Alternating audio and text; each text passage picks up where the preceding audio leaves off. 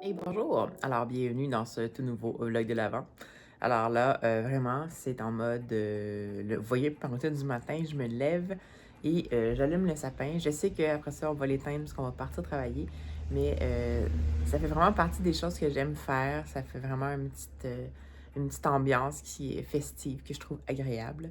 Et ben voilà, donc c'était juste pour vous montrer ça. Ah, mon chat veut absolument faire partie du vlog. Donc, aujourd'hui, au menu, boulot.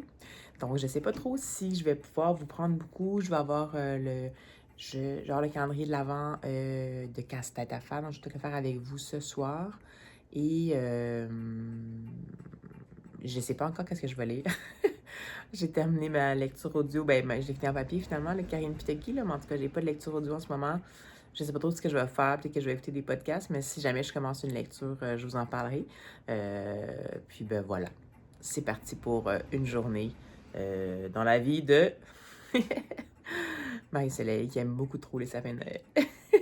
Donc maintenant j'ai plus qu'à un peu me laisser porter. Il y a le cadeau d'Alice qu'il faut que j'aille chercher, parce qu'elle a mis sur sa liste au Père Noël plein de trucs, comme d'hab.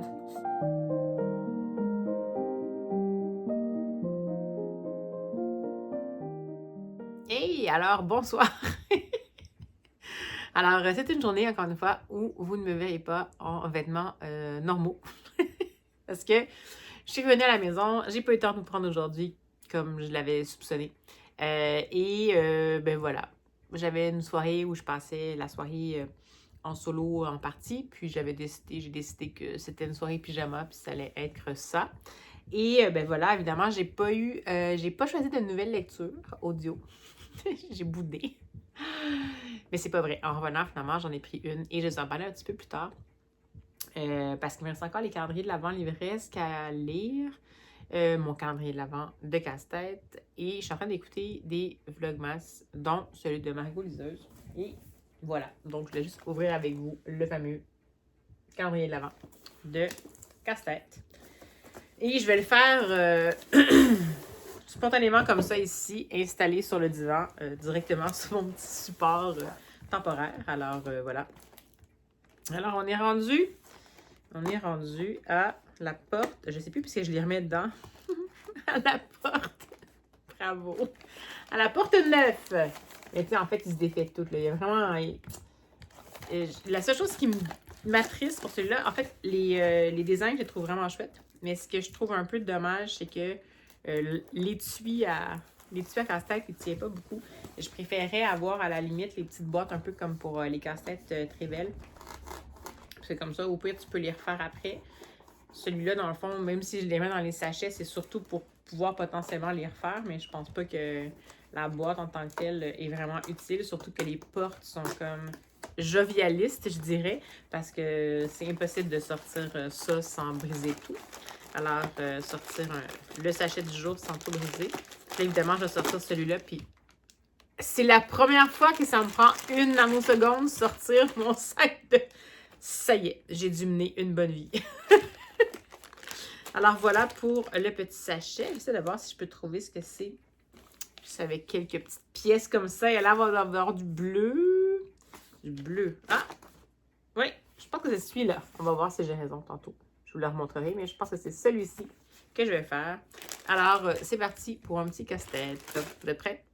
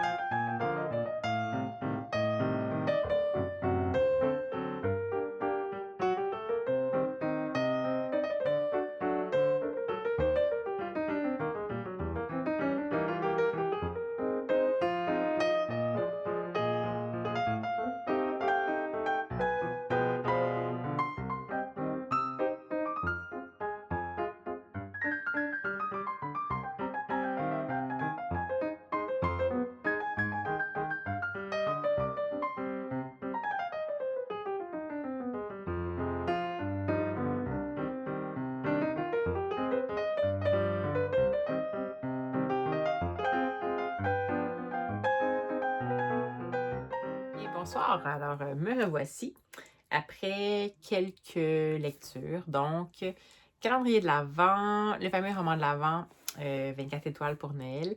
Ça s'étire un peu. Je pensais que ça allait comme... Ça a pris vraiment beaucoup de temps à ce que ça soit mis en place. C'est normal avec la formule. Puis, il y a eu des... genre de tension péripéties. Mais là, on est comme rendu quand même au 17 décembre. Puis là, ça... disons, depuis 3-4 jours, ça piétine. Puis là, ben, j'imagine que ça va se résoudre après, mais j'aurais peut-être aimé ça qu'ils répartissent un petit peu. Mais bon, c'est pas grave. Les personnages sont toujours aussi attachants. Mais comme il y en a beaucoup, c'est un peu plus difficile à se retrouver. Donc, j'ai beaucoup aimé la première moitié. Puis là, on dirait que je suis comme un petit peu dans une phase de neutre. Je suis neutre un petit peu pour celui-là, mais je le continue sans problème. Mes petits casse-têtes. Oui, j'ai fait le casse-tête, qui était d'ailleurs très agréable à faire. Mes petits calendriers d'humour. Finalement, le numéro 16, je ne l'ai même pas terminé. C'était The Pocket Sized Book of Believer Lists. Puis c'est comme des référents que je ne connais pas du tout, donc je ne peux même pas apprécier, même en partie, qu'est-ce qui était dit. Donc j'ai laissé tomber, c'est rare. Par contre, celui du 17 décembre, c'est quand même intéressant. C'était Surely People Will Remember Me, Ebenezer. Donc c'est une réécriture. Le titre, c'est oui, Ebenezer Scrooge as the... Ok, je recommence.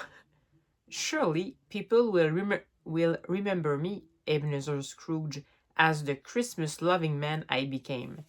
Donc, c'est comme une lettre que Ebenezer Scrooge, donc comme dans le chant de Noël de Dickens, écrirait à son neveu pour dire que Charles Dickens, était censé faire sa biographie et que c'était censé, dans le fond, rétablir sa réputation en tant que personne grincheuse de Noël et en fait pour la changer en ce qu'il est devenu, c'est-à-dire un enthousiaste et généreux personnage de Noël. Donc, c'est très drôle.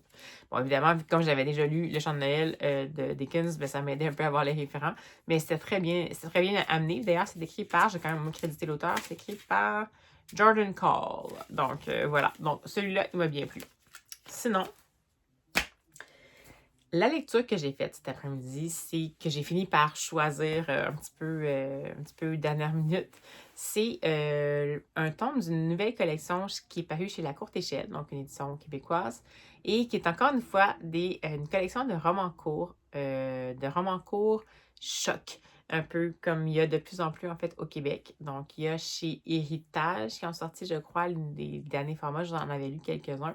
Et il y en a plusieurs autres. Il y avait quand même chez Héritage aussi mes collections uniques qui étaient cette collection-là ici, mais ça, c'est vraiment de la poésie. C'est vraiment des romans en vers libre, ceux-là. Puis c'est vraiment sur des problématiques qui sont plus liées vraiment spécifiquement à l'adolescence.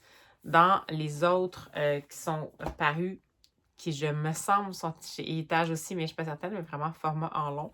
Ceux-là, par contre, c'est vraiment des courts romans de genre.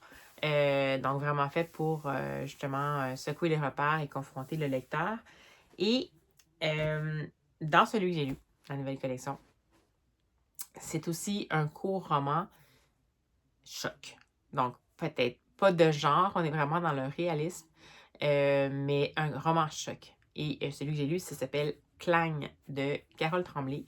Et c'était, ma foi, c'était excellent.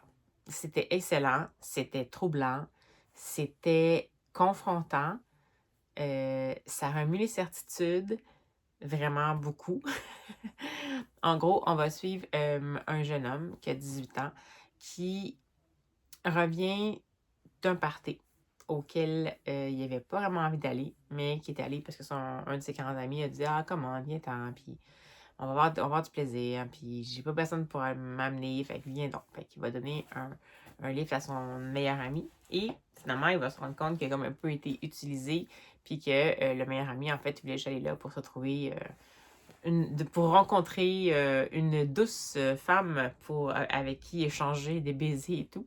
Et puis, ben, un peu sur un coup de tête, puis étant un peu blessé dans tout ça, le jeune homme va partir de la fête en voiture et il va commencer à rouler sur des rangs de campagne, parce que c'est dans ce coin-là qu'il habite.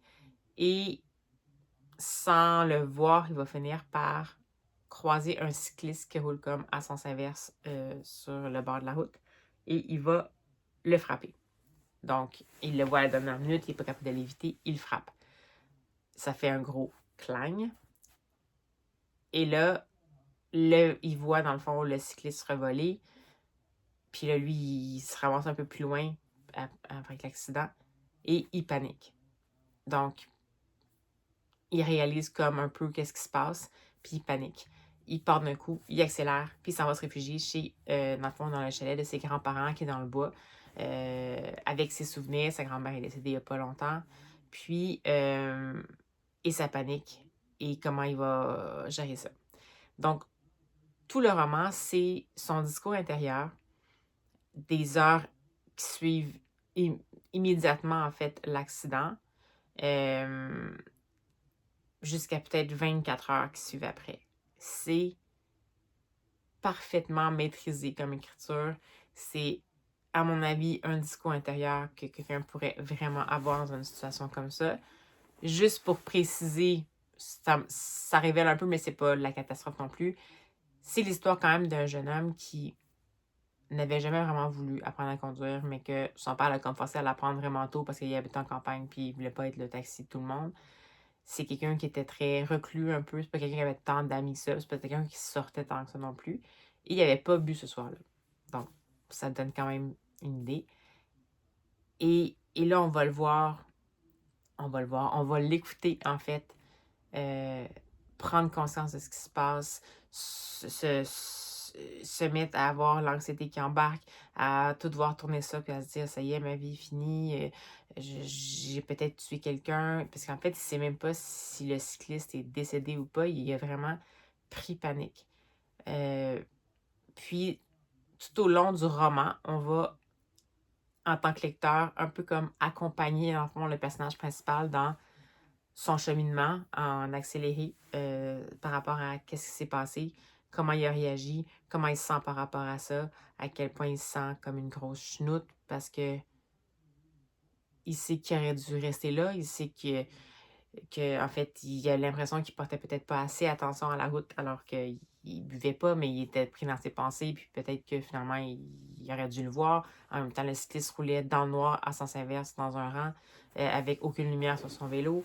On le voit autant, on le voit passer par tous les états, comme l'état de choc, mettre la faute sur son meilleur ami, pourquoi il m'a dit d'aller le porter. Après ça, ben, il n'y avait même pas de lumière sur le vélo. Puis après ça, ben, je dormais cave, comment ça se fait que j'ai pas vu.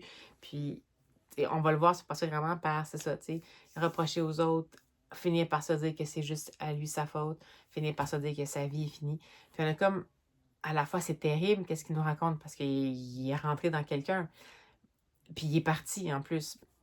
En même temps, il y a quelque chose de fondamentalement humain, de fondamentalement, on a comme envie un peu de le prendre dans nos bras en disant, c'est affreux, mais en même temps, il a l'air d'être toute seule à vivre ça. Il sait qu'il faudrait qu'il aille voir la police pour dire que c'est lui. Il sait qu'il va peut-être finir par le faire, mais il est comme complètement tétanisé. Puis la façon dont son cheminement de pensée est traduit dans la narration, c'est excellent. C'est en langage parlé. Donc, c'est vraiment comme si... Donc, juste pour que vous soyez avertis, c'est vraiment comme si on entendait le dialogue intérieur, le discours intérieur de ce jeune-là, de ce jeune homme-là. C'est sur le rough, comme on dit, ça tourne dans tous les sens, mais en même temps, ce qu'on perçoit, c'est la prise de conscience de une nanoseconde, comment toute sa vie peut basculer. Puis ça nous dit qu'est-ce qu'on ferait dans cette situation-là. On a beau dire qu'on sait comment on devrait réagir, est-ce qu'on sait vraiment comment on réagirait?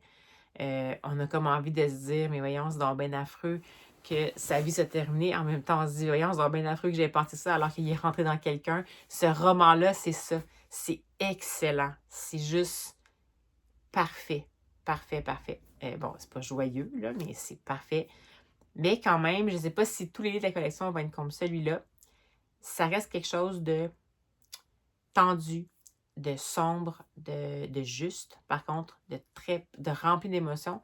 Mais il y a quand même, malgré tout ça, une genre de lueur d'espoir. Quelque chose comme. Donc, moi, ça me parle beaucoup parce que même sans qu'on tombe dans le édulcoré puis dans le hollywoodien, c'est quand même intéressant de voir, en fait, que, ben, de voir des humains qui sont dans des situations un peu comme ça puis qui se disent que finalement, peut-être qu'ils peuvent chercher un peu la lumière dans tout ça. Mais sans que ça tombe dans genre le pontifiant. Là. Mais c'est excellent. Si jamais vous avez l'opportunité, je pense qu'il fait 64 pages. C'est une petite plaquette, mais c'est parce que moi, je l'ai écouté en livre audio. D'ailleurs, c'est rare que ça m'arrive. Je suis moins bien tombée sur les narrateurs québécois. Pas parce que les narrateurs québécois sont pas bons, mais ça m'est moins souvent arrivé de tomber en amour, entre guillemets, avec une version audio d'un livre québécois. Mais celui-là, je trouvais que c'était... j'avais peur un peu au début par le narrateur. C'est Lévi Doré. Il me semble que c'est ça. Mais finalement, c'est vraiment bon. Fait que si jamais vous avez l'opportunité, moi, je l'ai emprunté sur... en fait, j'ai emprunté auprès d'une bibliothèque numérique. Une bibliothèque qui m'offre une offre de livres numériques.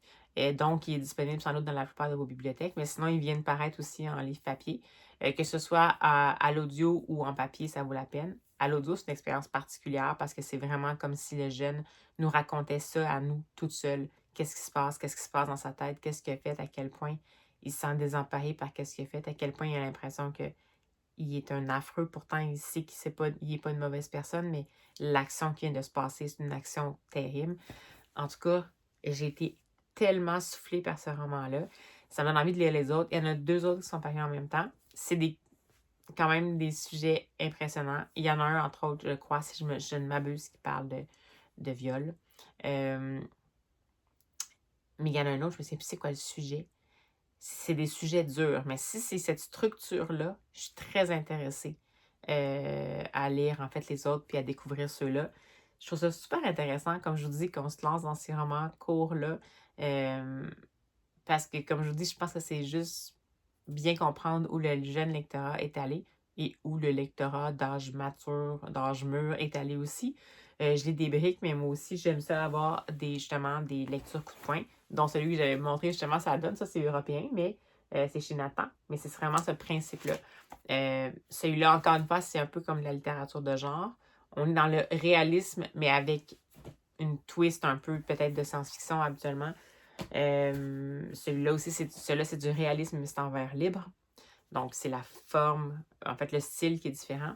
Puis, bien, ceux dont je vous parle, c'est vraiment du réalisme, mais c'est... Wow! Hey, je suis vraiment convaincue par cette collection-là. Je suis contente parce qu'on va les avoir potentiellement à la bibliothèque où je travaille, puisque j'avais comme pressenti que ça serait une bonne idée. J'essaie vraiment toujours de multiplier un peu ces genres de romans-là en lecture courte parce que je trouve que ça donne l'opportunité à tout le monde de se lancer justement dans la lecture. Puis que ce soit les bons lecteurs ou des lecteurs, en fait, pas des bons lecteurs. Je sais pas ça quand on qualifie les lecteurs, mais les lecteurs pour qui la lecture est aisée ou pas. Je pense que ça peut toujours être intéressant. Et c'est aussi intéressant, je trouve, ce genre de truc-là. Bon, évidemment que là, les sujets sont pas légers, par contre. J'ai oublié de mentionner que, en fait, ce qui peut être intéressant aussi, c'est que, à mon avis, c'est que pour des lecteurs dont le français n'est pas la première langue, c'est une des choses qui manque beaucoup, beaucoup, beaucoup dans les publications grand public. Dans les bibliothèques, ben, on essaie de faire le mieux qu'on peut avec ce qui paraît. Mais imaginez qu'il y a quelqu'un pour qui le français n'est pas la première langue ou quelqu'un qui est en état de certain niveau d'analphabétisme puis qui est en train de justement réapprendre ou apprendre à lire, mais qui est un adulte. Il n'y a pas beaucoup de choses qui sont là. Puis ben ça, c'est sûr que, bon, vous allez me dire, ça reste quand même que c'est des adolescents qui sont mis en scène. Mais comme là, voyez-vous, la collection dont je vous parle, c'est quand même quelqu'un qui a 18 ans.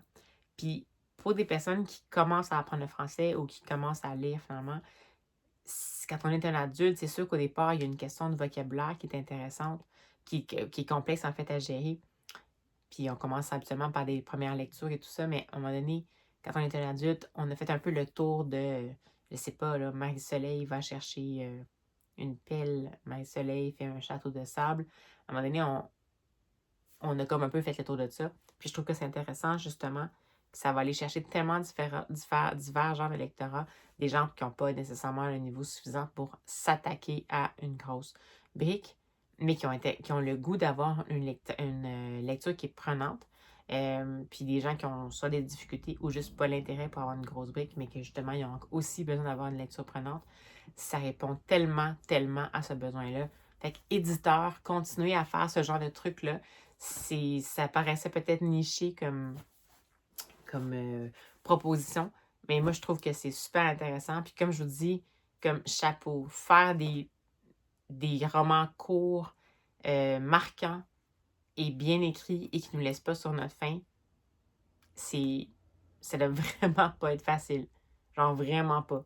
Tu sais, faire, je sais pas, peut-être un court texte de peut-être 3-4 pages à la limite, mais là, tu sais, faire un format intermédiaire qui est comme entre 60 puis 100 pages maximum, même plus entre 50 et 70 pages, c'est comme un genre de format entre les deux. Ça doit vraiment être pas évident, là. Fait que chapeau aux auteurs et autrices, chapeau aux éditeurs qui prennent le risque de le faire. Puis bravo aux éditeurs québécois qui prennent beaucoup ce risque-là. Je trouve c'est intéressant de voir que ça peut marcher. Alors voilà, c'était mes petites recensions de la journée. Et ben j'espère que ça vous a plu ce vlog-ci. Je vais vous laisser à ce stade-ci de ma soirée. Puis ben c'est ça. Nous, on se reprend de toute façon pour un prochain vlog de l'Avent. On va déjà être rendu au 18 décembre demain. Impressionnant. Hein? On est rendu dans le dernier tiers. C'est quand même bien. Je commence à être rodée. Ben voilà. Fait que si jamais vous avez envie de vous manifester en commentaire, gênez-vous pas. Ça me fait plaisir de vous lire.